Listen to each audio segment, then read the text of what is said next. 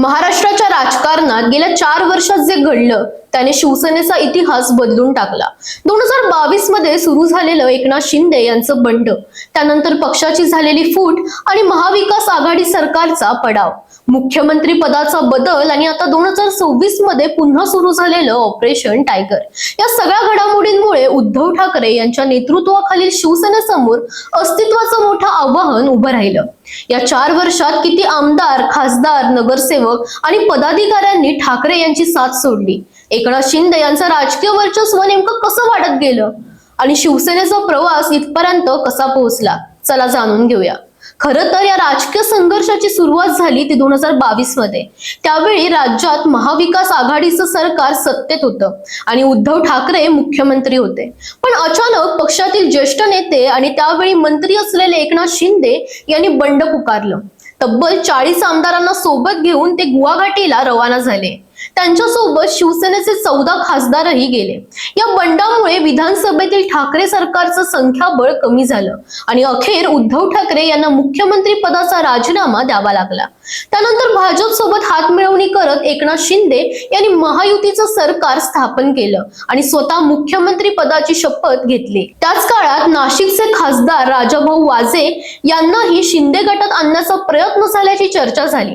मात्र त्यांनी उद्धव ठाकरे यांच्या संसदीय बैठकीला उपस्थित राहत आपण पक्षासोबत असल्याचं स्पष्ट केलं। 6 खासदार गेल्यानंतर उद्धव ठाकरे यांनी डॅमेज कंट्रोलसाठी त्यांच्या मतदारसंघात सभा आणि मेळावे घेण्यास सुरुवात केली।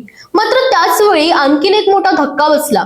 आदित्य ठाकरे यांचे निकटवर्तीय मानले जाणारे विधान परिषदेचे आमदार सचिन अहिर यांनीही शिंदे शिवसेनेत प्रवेश केला।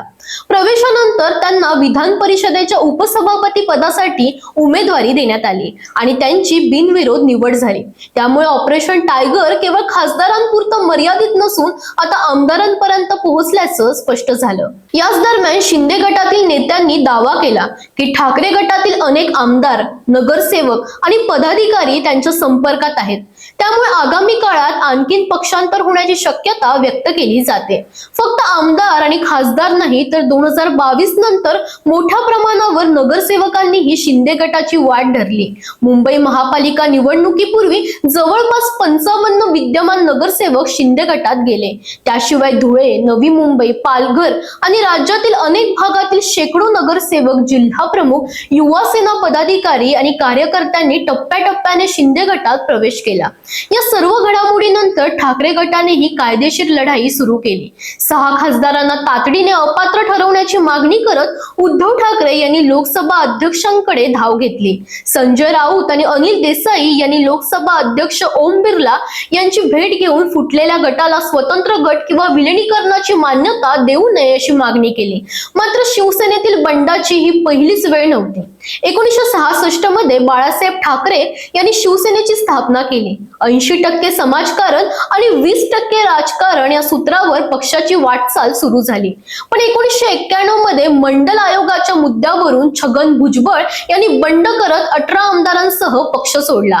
त्यानंतर 1999 मध्ये गणेश नाईक, 2005 मध्ये नारायण राणे आणि 2006 मध्ये राज ठाकरे यांनी शिवसेना सोडून महाराष्ट्र नवनिर्माण सेनेची स्थापना केली।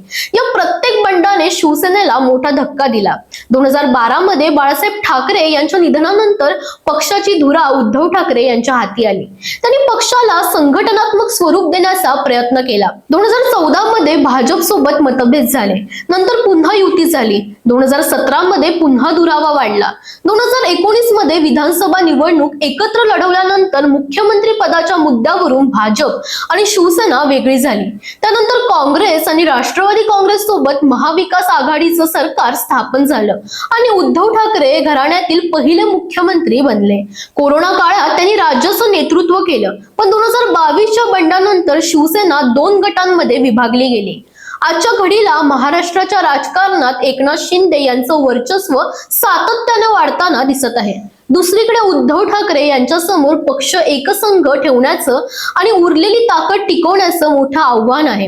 ऑपरेशन टायगर इथेच थांबणार की आणखीन मोठे राजकीय भूकंप पाहायला मिळणार, याकडे संपूर्ण महाराष्ट्राचं आता लक्ष लागलं आहे। दरम्यान तुम्हाला ही माहिती कशी वाटली आम्हाला कमेंटमध्ये नक्की सांगा आणि अशाच अपडेटसाठी इंडिया लीडर या चॅनलला सबस्क्राईब करायला विसरू नका।